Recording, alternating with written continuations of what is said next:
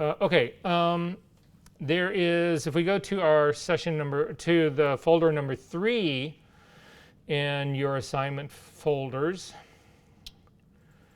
and inside your folder for this, there is a file just called gradients. There's 2 files called gradient. One's gradient version 2, one's just regular gradient. If you could double click on the gradient one and open it up.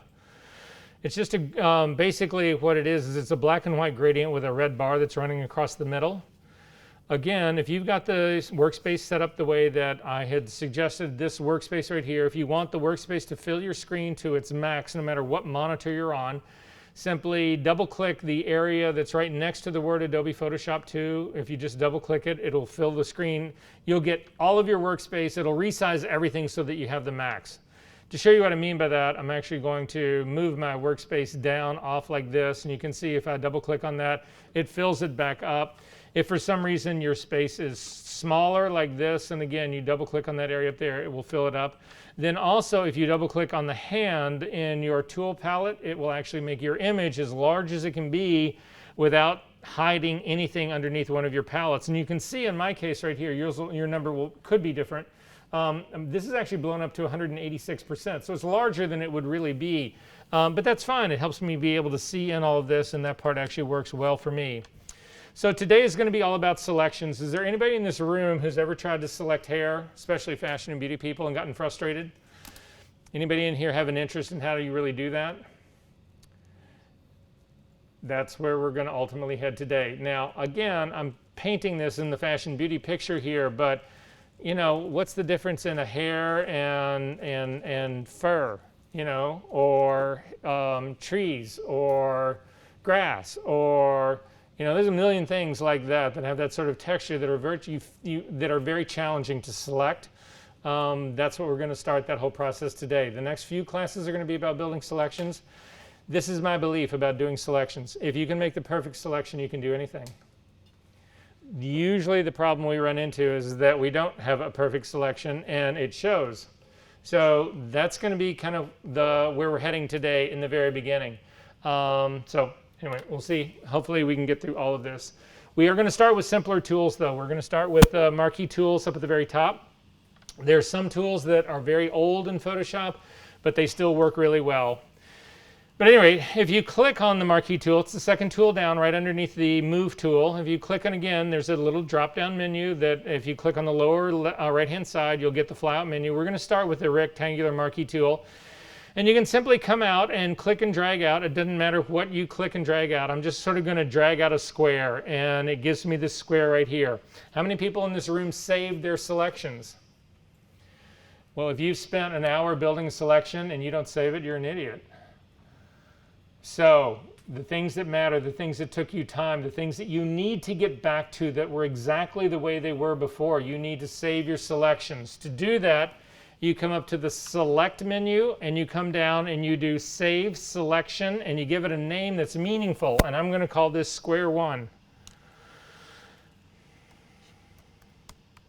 And say OK. Now, if we hit Command D, that will deselect it. So that's always the go-to when you're actually working with selections. When you don't want the selection to be happening anymore, simply hit Command D. However, if you look over on your Channels palette, another reason that we have this layout that we work with, and scroll down to the bottom of your Channels palette, you will see that down on the bottom, there's what we call an alpha channel. It's a black and white image of that square. And the area that was active inside my square is white on the image, and the area that was not active or not part of the selection, whatever, is black. This is a mask, just like any other mask. Now, we've talked about masks a little bit in this room. Who in this room is not really comfortable with the whole idea of a layer mask, or any mask? Okay, so we all know that in a mask situation, wherever is white reveals, black conceals. We all know about that. It's the way to distinguish between what you want to work on, where you want to work, what's active, and what's not, right? But mask does not have to only be black and white. It can contain shades of gray in between the black and white, and those shades of gray determine how much of the image is selected or how strongly it is selected, right? So if you get let's say we have a gradient, then make a selection of that gradient, whatever. The areas that are getting close to white will be more selected than the areas that are really dark. However, black will be less selected than sort of like a dark gray. Does that sort of make sense, everyone? Again, it'll become hopefully more important, but this has been saved as a selection. It's a layer mask. If you hover over the icon, again, not the name, but the icon of this channel that looks like that mask, hold down your Command key and click, you load that selection again. Again, that command click is critical to this class. We will use it all the time. And this is a perfect reselection of that. So it's not like you're going to go back in and try to almost select it the same way. You can actually do it this way. We're going to add a layer over in our layers palette now. I'm going to go ahead and leave this selection going. I'm just going to click on again the little square with the plus in the middle to add a blank layer. Black is still my foreground color, so I'm going to hit the B key to go to a brush. I'm going to make it a smaller brush using my bracket keys. I'm going to check to make sure it still is a completely hard brush. It is. I'm going to click on the word Adobe to get rid of that fly-out selection. I'm going to leave my blending mode as normal, my opacity at 100%, my flow at 100%, and I'm not going to click on either the airbrush or the pressure sensitive part. But I am going to come over on my image and I'm simply going to start to paint. And you can see that where the selection is active, it allows the paint to be laid down. Where it is not active, it's being protected. It's almost as if there was a mask on this, and effectively there is. Masks and selections and masks are very interrelated and connected. Does this make sense what's going on here? If I wanted to paint on the outside of this and not the inside, let's say I want the inside to be protected, I'm going to hit Command Z to undo that paint stroke.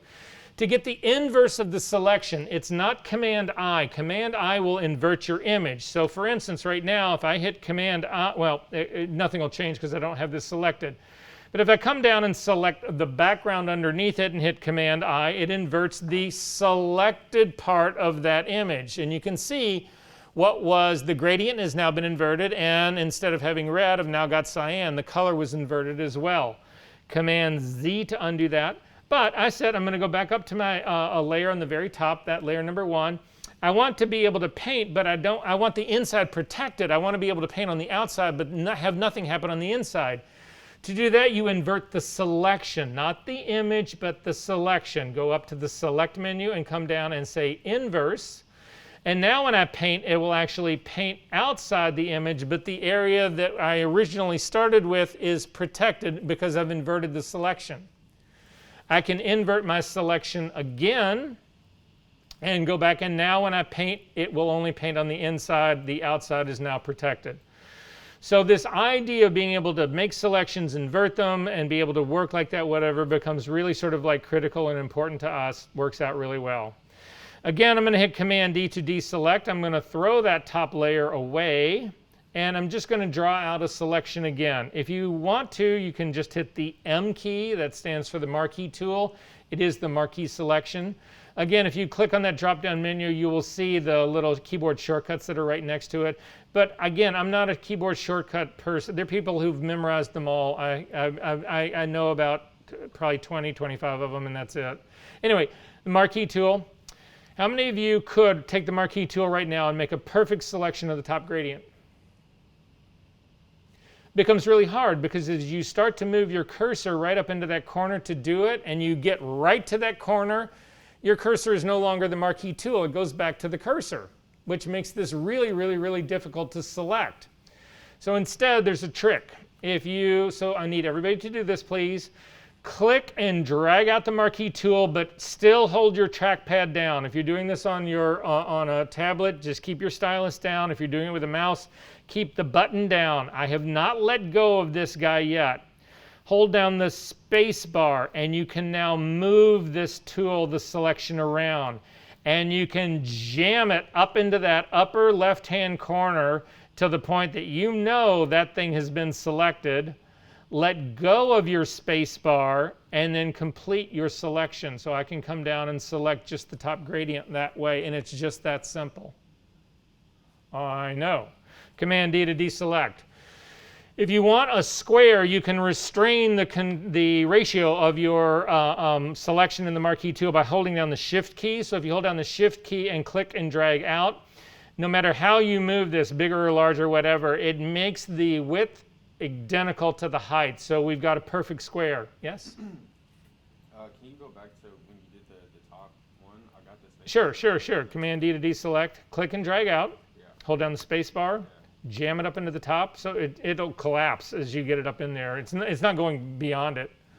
And then simply drag out the rest of your lower right-hand corner. I don't know why it makes me, what am I doing wrong with it? Oh, sorry, hang on.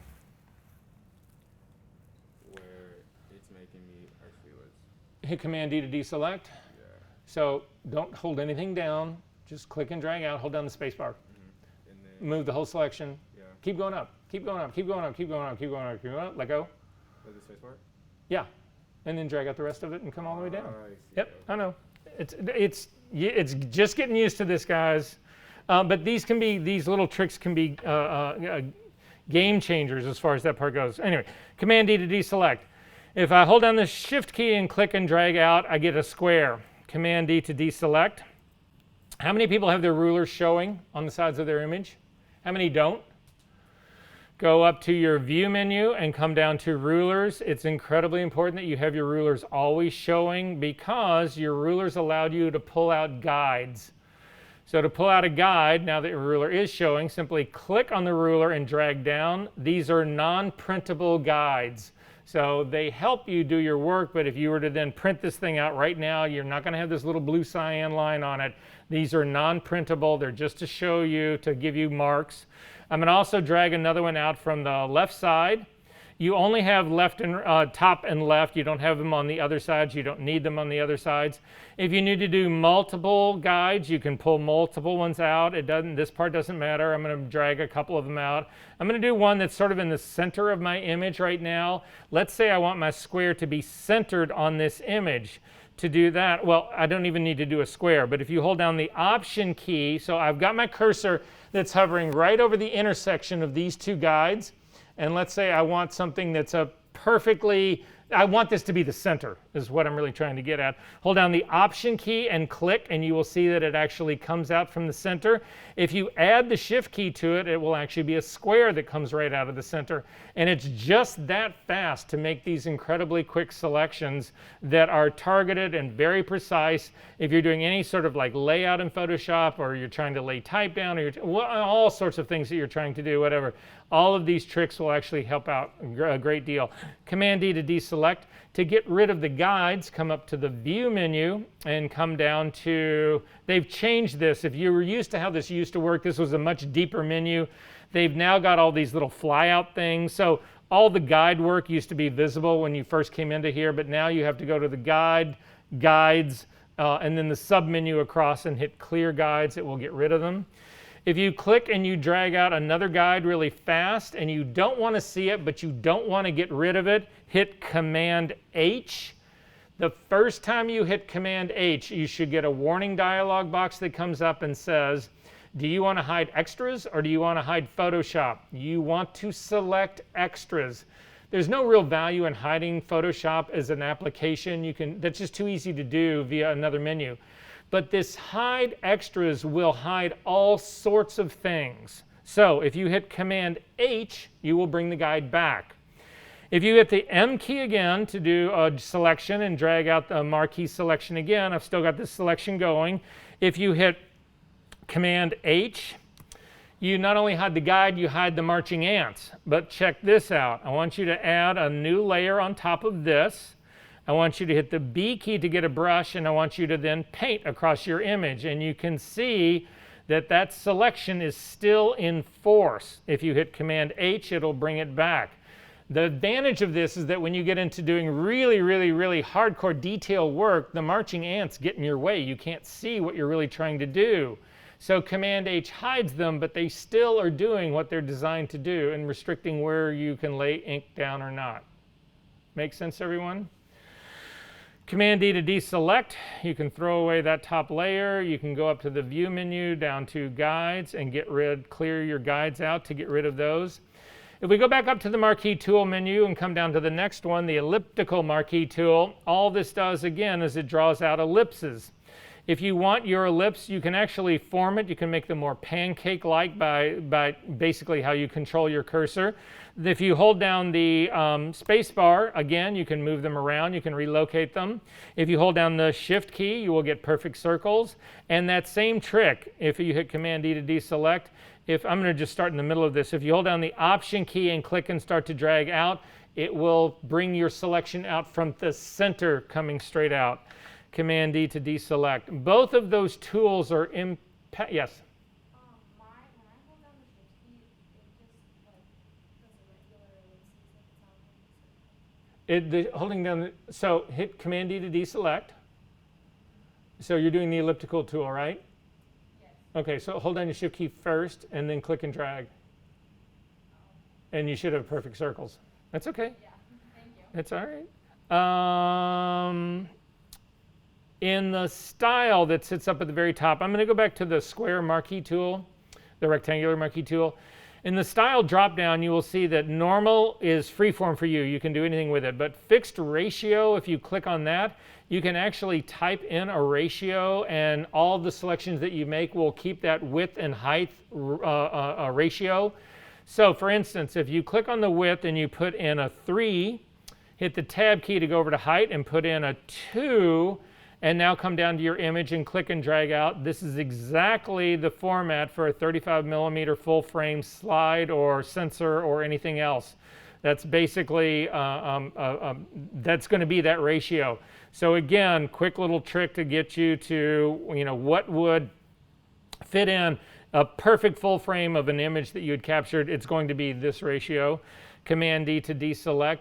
You can put decimals in here, but I don't like to do that. So for instance, most medium format cameras today, full frame, medium format, well, full frame, that's hard to say. Medium format cameras, they're what they call 645, and what that really stands for is a 60, it's based on an old Hasselblad camera, which was 60mm by 60mm, that was the square. When they went to more modern medium formats, they didn't want to shoot square frame. They wanted it to be more rectangular, so they did 645. For me, I'm old school enough that I would put in 60 by, hit the Tab key, by 45. This will then give me the 645 range. That would be the horizontal version of it. Command-D to deselect. You could try to put in decimals, but decimals are not taken by all dialog boxes in Photoshop.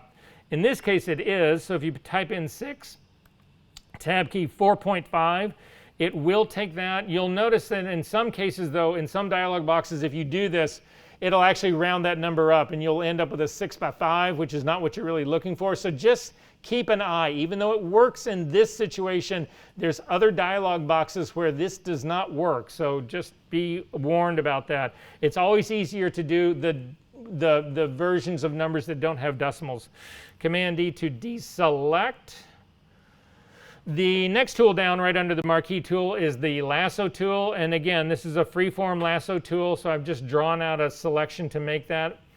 If you want to modify this selection, to add to the selection, you hold down the Shift key, and then you can actually draw out another shape anywhere else. If you don't, I'm going to hit Command-Z to undo that. If you simply don't, if you don't hold down any key at all and you start to just select another shape, you will lose the original selection. So again, every time you make a different selection, you lose the one that's already been made. If you want to add to it, you hold down the Shift key, and you can add to a selection. You can actually go through other selections to bring them together. If you want to subtract from a selection, you hold down the Option key. This is true of all the selection tools. So I'm going to drag out to just eliminate the one that's in the middle here. So it's ways to modify your selections after you've actually made them. Command-D to deselect. I want to go back to the Marquee tool one more time, the square Marquee tool. I'm going to click and drag it out. Again, this drag out my fixed ratio one. I don't want this to be the fixed ratio one. Command-D to deselect. In my drop-down menu, I'm going to go back up to normal, and again, then simply drag out a Marquee tool. You can transform selections. So to transform a selection, some people think the transform menu, they know that the transform menu is up under the edit menu. However, this will not allow you to transform selections. To do that, you need to go to the select menu, and then there in the select menu is a transform selection. And once you get into there, now you've got control handles, and you can actually change your selection stays live, but you can modify it. So you can scale it, you can rotate it, you can even warp it. To warp your selection, it's the little icon that looks like, well, take a look at my screen and you can see what I'm pointing at. I always think it looks like sort of like a piece of graph paper or something. I don't know. If you click on that, you will actually get a grid that goes over your selections that's got little control handles in it. And these little control handles can allow you to actually modify your selection. So you can see I've changed the shape of mine considerably, and then simply click on the check mark if you want to do it. If you want to get rid of the selection altogether, or the transform, you click on the circle with the slash through it. And if you want to go back to the reset the warp back to the very beginning, you click on the, it looks like the arrow that's going up to the top and to the left. But I want to go ahead and accept this. Click on the check mark, and you've got this piano-shaped selection. This thing works amazing if you're trying to make really precise selections of very odd yet hard-edged shapes. Mac. Mine's grayed out. Yours is what? Grayed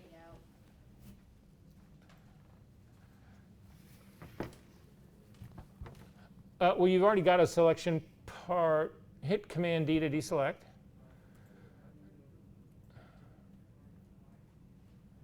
Or hit the circle with the slash through it. Good. And then we're going to go up to the select menu, down to transform selection. Yours is grayed out. Oh, you're on a lock. Click. It doesn't look like you've selected either one of your layers. Select the bottom layer. And now try select transform selection. There you go. Okay. Thank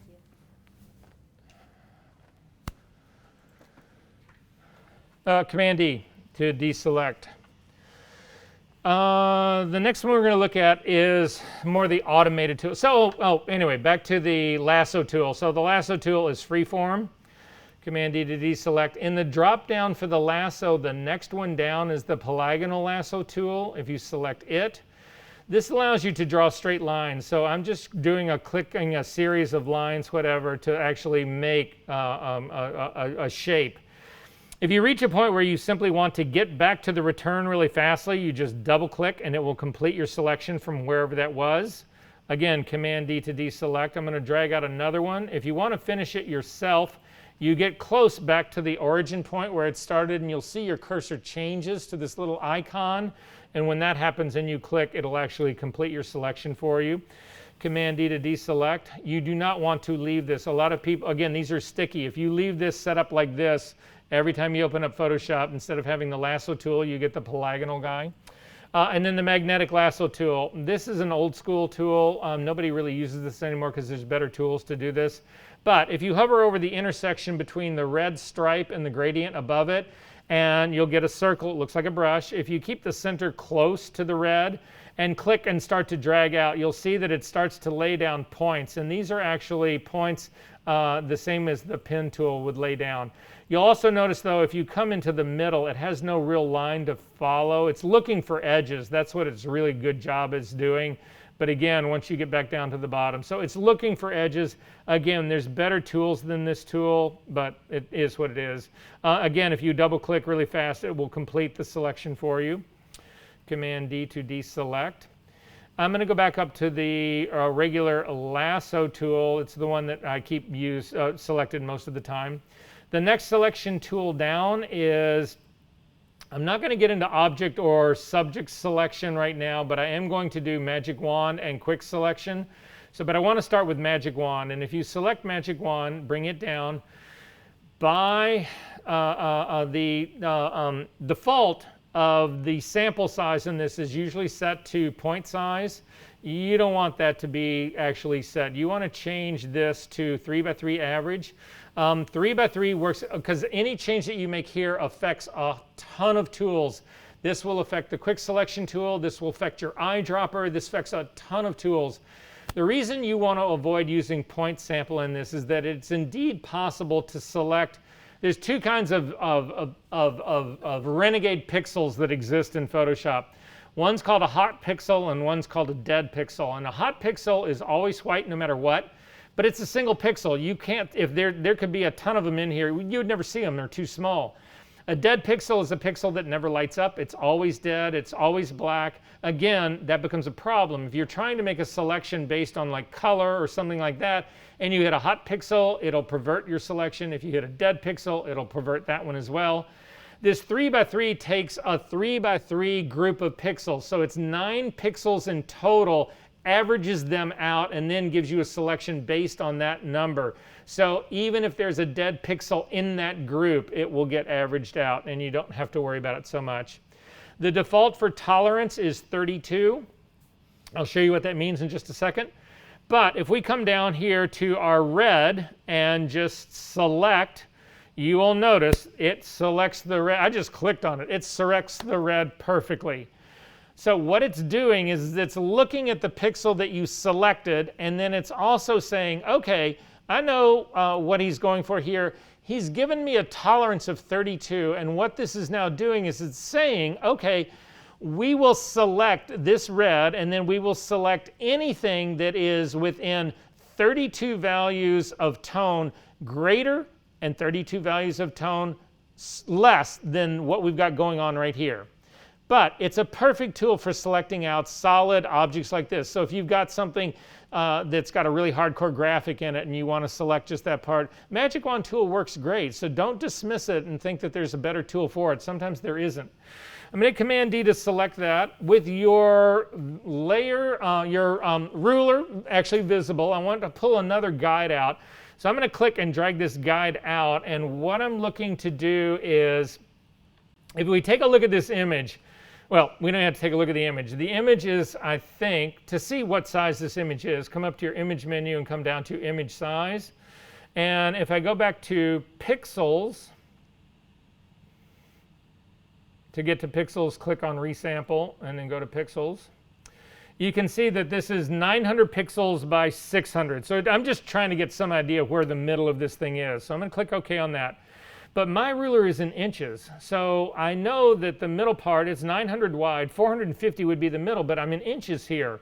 To change your ruler setting, hover your cursor over the ruler, hold down the Control key, click, you get a drop-down menu, and you can change it to any unit of measure that you want. I'm going to select pixels, and you'll see that it now changes to that.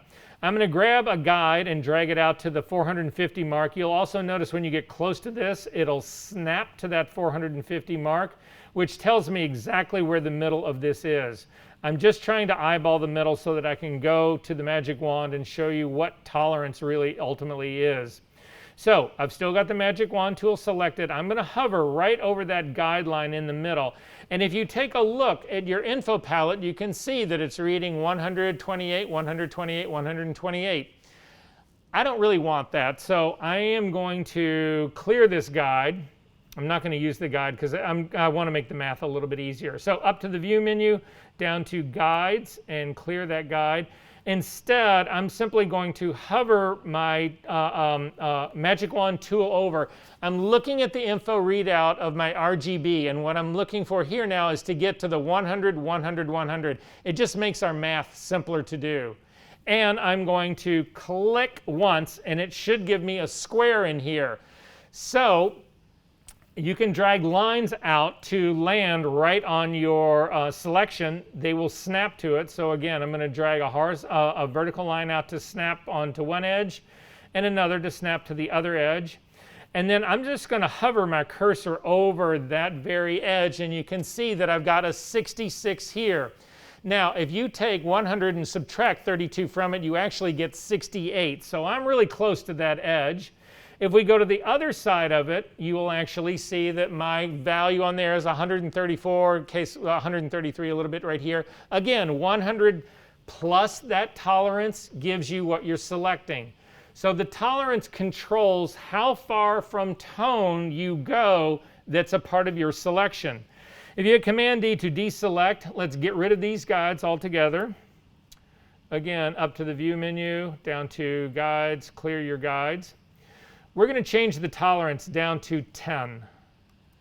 And again, I'm going to go looking for that 100, 100, 100 so that I know what value I'm actually selecting on. And now I'm going to click, and you'll notice now that I've got one edge is at 110 or very close to it. The other edge is at 90. So your tolerance is controlling how far away from the value that you clicked on is going to be a part of your selection. I'm going to go back to the tolerance of 32. So Command D first to deselect. Change my tolerance back to 32. That is the default, but just so that you know it's there.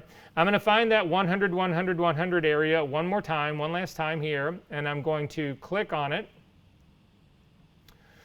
And then I'm going to hit Command J to jump this to its own layer. If you turn off the background layer right now, you will see that that selection has been copied and pasted onto its own layer using Command J. You'll also see that it's a very jagged, yes? I'm on the magic wand tool, but when I click the red, or when I click in the 100, 100, 100 area, it just selects the entire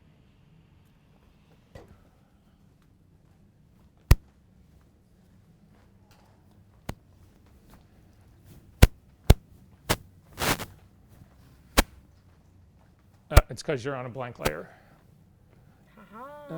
Try it now. Yeah, now it's gonna work. And if you, I know, if you double click on the hand, it gets big. It's easier to work with.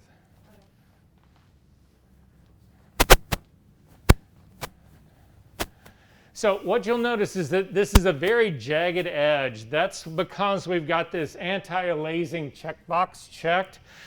What it's trying to do is make the edge a little bit jagged so that it will blend into its surrounding area. It's not giving you this perfectly hard edge. To see what that means, you can actually throw this guy away. We're going to uncheck that anti-alias, hover over that 100, 100 point again, click to load it, Command J to jump it, turn off the bottom layer here, and you can actually see it's less jagged. It's still pretty jagged, but it's less so.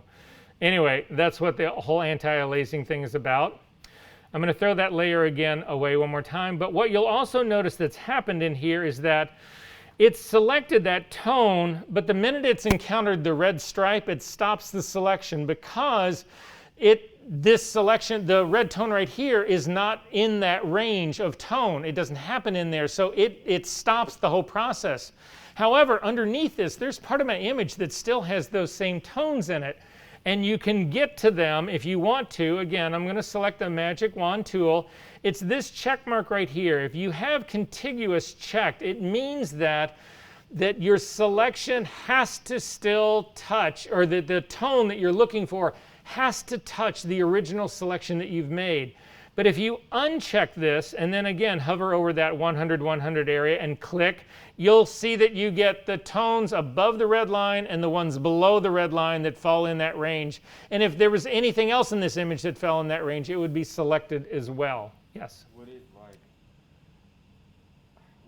so let's just say I have something here and all the way up here, would it still do Yes, that? no matter how far away it is, anything that falls in that range, it will actually select. This tool also works with the pluses and minuses. So I'm going to bring my magic wand up into the lighter range up in here, hold down the shift key and select a whole nother range up here. And now I've got both actually selected here. You can also do the minuses as well. I'm going to bring it back over to my original selection, hold down the Option key and click, and it actually does a minus part. Again, I didn't hit the very exact center of that, so it leaves a very small thin part of that guy selected here as well. But those tools work still in this whole process. Command D to deselect. The next thing that we want to look at really quickly is the Quick Selection tool. Now, we've actually talked about this before, but the way this tool works, again, remember, it's got two things about it. Number one, it's looking for an edge. And if you cross that edge or touch that edge with the tool, you defeat the purpose, because once you've touched that edge, it's going to start looking beyond that edge for the next edge. So you really want to avoid touching what you want it to ultimately select, which is a little odd in terms of your way of thinking about it, but that's just the way it ultimately is. So I'm going to start with this tool. Again, it's a brush. You can make it larger or smaller, but I'm going to click in the upper right-hand corner and start to slowly work my way down, and immediately it selects the top gradient, and it does an extremely good job of it. This tool, unlike the other selection tools, though, does not get rid of an original selection when you go to make another one. So I'm going to start down in the lower left-hand corner now and click and start to drag. And you'll notice that my original top selection stayed selected. It just added to it. So by default, this tool continues to add and add and add as far as that part goes. Again, if you hold down the Option key, you will notice that the little symbol in the middle that Photoshop could not possibly make smaller and still have it be visible to anyone. But this will give you the minus tool, which will allow you to then start to drag out and deselect an area and still keep your original selection going. Are there questions about any of this? Okay. Command D to deselect. One last one I want to show you. I'm going to close this guy up. We've already opened up the red car. I'm sorry I keep going back to the red car. I really don't like that image that much, and it's not mine, but nonetheless, it works for a whole lot of things. So if you come up to your File menu and click down, come down and say Open Recent, all the stuff that you've opened up recently will be in here. You can clear your file list. You can also use preferences to change how many of these it tracks. But you should see your red car in here, and simply click on that. It will open up the red car. Again, I'm going to double click on the hand. The last tool that I want to show you is Color Range. And Color Range happens in the Select menu. So if we select the Select menu and you come down and you click on Color Range, it will actually open up. And by default, Photoshop actually picks the foreground color, whatever is in the foreground color. So it's picking what it thinks in here is black, although it looks like this is inverted to me. But nonetheless, I don't use this guy anyway. So what I do use is, I'll show you the things that I use. So in the Color Range menu, here, your image probably doesn't. So I've got a little preview here, and my big image is the same as the little preview. Most of you probably have it, it looks like this. You've got the little image in your preview and the car looks normal. Is that correct? Okay, so if you want a bigger version of the preview, you can't scale this thing up. But if you click on the Selection Preview drop-down menu and you go down to Grayscale, then your image becomes a big version of your preview, and sometimes it's easier to see. However, let's say I wanted to select a color that's back up here in the area that's totally black. I can't see what's in the area that's totally black. So I would go back to my None in here so that I can see, like if I wanted to select the green grass, this would allow me to do it. What I use in this, if you come to the drop-down menu here, you will see that what it's saying, you want to select by color range. You will see that there's a series of reds, yellows, greens, cyans, blues, and magentas. Nobody uses these, and the reason nobody uses these is that Photoshop is determining what is red. You're not getting to determine that. Photoshop is getting to determine that. So this is not something you really want to use. Highlights, midtones, and shadows can work a little bit better for you, but again, you don't get to determine, well, you can determine this now because you can change things in here a little bit. So I want everybody to pick highlights. And you'll, yes? How did you get to color range? So if you go to the Select menu, down to Color Range, and this will pop up. Make sure that your Selection Preview is set to None. If we then use that drop-down menu and come down and say, I want to select highlights, you can control what highlights are selected. Now again, the preview is really small here, so if you select the drop-down and go to Grayscale, you'll see what Photoshop thinks are highlights. And you can control this. So you can say, right now, Photoshop is saying highlights are everything from 190, in my case, your number may be different, from 190 all the way up to 255. But you can change this. You can say, well, I want only everything from 230 up to 255. So you can drag this up to 230. This fuzziness slider works like tolerance does in the Magic Wand. It will allow you to go 20% outside of this range. And again, it's doing it to give you a softer edge. That's what it's really designed to do. But we'll see what that means in just a second. So you can change those, but these are very specialized things. By the way, skin tones only selects Caucasian skin tones, and it does a really bad job of it. So I don't ever use it. But sampled colors is what everybody uses. So if you click on sampled colors, again, I'm going to change my preview to none. We can select the red of the car. So if you click on the red of the car, you will notice, in my case, because my fuzziness is 23, it only selected that very small. I clicked on the sort of the bend in of the top fender of the car. That's all I selected on. And it really didn't give me a lot. So I can come down. I'm going to come down to like by the lamps, the headlamps between that and the tire, and click again. And you'll see that in the preview, this tool works like a regular conventional selection tool. Every time you make a new selection, it gets rid of the original one. If you want to add selections to this, you look at the eyedroppers that are right in the underneath the buttons that are in this color range. The one in the middle has got a little plus next to it, and if you click next to that little plus, now I can start clicking over other areas of the car to add to that selection. I'm going to hold down the Option key, and you will see if you hold down Option key, your cancel button turns into a reset button. So this will reset the car in terms of the selection part. Again, I'm going to click on the car to sample the very top part, but now I'm going to say I want to see it on my preview. I want the big version of this. And now I can select the plus button and I can start coming across the car, and you'll see that it shows me where I can actually go to select the car, the red of the car. Now, it seems weird. I've got a little bit of area here. You can see sort of a darkish gray. It's partially selected, but not really selected. You don't only need to actually tap places. You can click and drag. So I'm going to click and drag through that whole area, and it will select more of it. Now, fuzziness controls, again, the how far outside of the color range I can go, just like tolerance did before. You can actually crank the fuzziness up, and you will see it extends your selection. So when you're using this tool, it's always a balancing act between using the plus, and there's also a minus eyedropper. So if it selects something that you don't think should be selected, like the bottom wheel rim of this should not be a part of this, you can click on the minus slider and you can come down and try to click on that button, but you'll see it's what I think is in there. The reason I think this is happening is that I think what's reflecting in that chrome tire is the red of the car. So when I clicked on that minus, it got rid of that whole selection. Command Z works in this dialog box again, so I'm just going to hit Command Z to go out of that.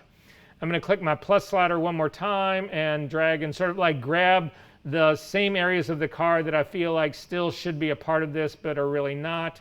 And that looks like a pretty good range of the red part of the car for me. Yes?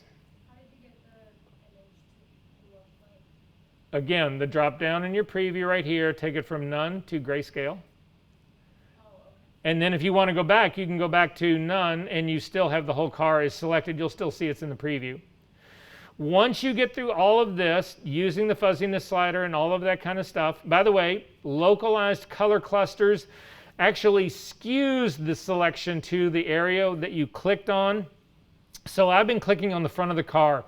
If I had that localized color clusters selected, it would favor the colors that are in the front of the car and play down the ones that are in the back of the car.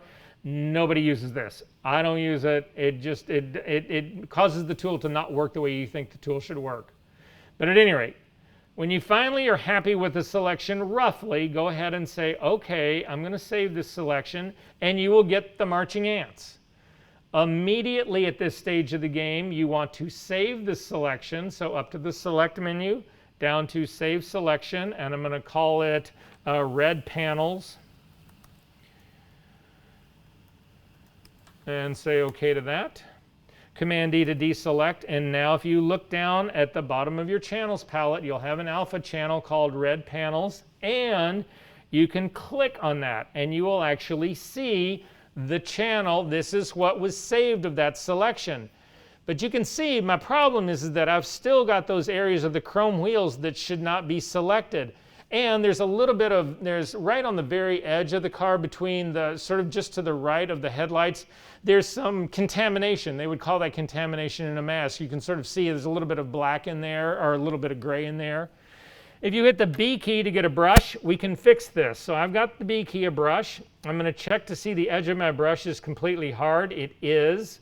I'm going to go and click on the Adobe to get rid of the flyout menu. Don't worry, we're going to take a break in just 1 second. Blending mode of normal, 100% opacity, 100% flow. Black is my foreground color. The reason I want a hard brush is that I'm worrying I don't want to overspray my brush into this area that is white, because that is the good selection of the car. But I can paint away this whole selection that is the chrome.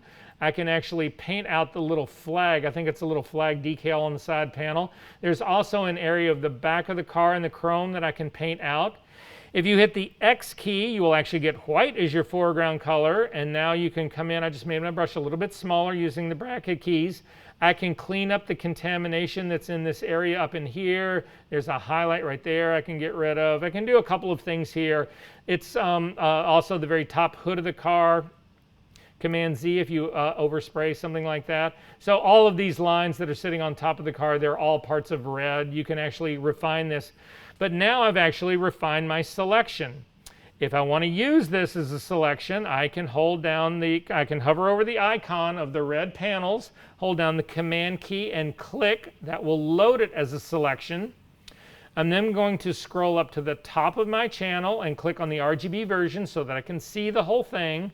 And now I'm going to add a hue saturation layer to this. So if I come down to my adjustment layers and click on, say, add hue saturation to this, you will notice that it puts on a hue saturation adjustment layer, but because I had an active selection going, it actually puts that selection on as a layer mask. And now I'm going to click on saturation and just pull it all the way down to desaturate the car, and now I've actually basically wiped out the red of the car and not touched anything else. Yes? I got a little lost. That's okay. I go quick. So we selected the car again. We touched on everything. How do I reselect? Like from that. So you don't even have to just hover down. You do not need to select the channel that is the car. Just scroll down to the bottom so you can see it. Hover your cursor over the icon. Hold down the Command key or the Control key. Click. It loads the selection. And then back over in your layers palette, add a hue saturation layer, and it puts that on as a layer mask. So what I would probably do more than likely is I would shift the color of the car again to, oh, this is the pink car now. Has anybody seen the Elvis movie with Baz? If you're a Baz person, whatever, it's incredible. If you're not, you may not like it. But anyway, does this make sense, everyone? Questions? Okay, I got 405, a really hard break. 415, you got to be back here. We've got a lot to get through, and it's all about hair. Yes? Okay. The rest of you got 10 minutes. Oh, yeah, you're fine. So hit Command D, because you've got a selection going right now, and we just want to use this thing. So hit Command D, select the RGB at the very top. Now you see your whole car. Hover over the icon. Don't select the the channel. Touch screen, by the way. It's what? It's touch screen. So like. Oh, Yeah. I'm like, okay. Well, all right. Select the red again. Sorry, the RGB one at the very top. Fine. Hover over the icon that is the car, but don't select the layer. Now hold down your Control key and click. It loads as a selection.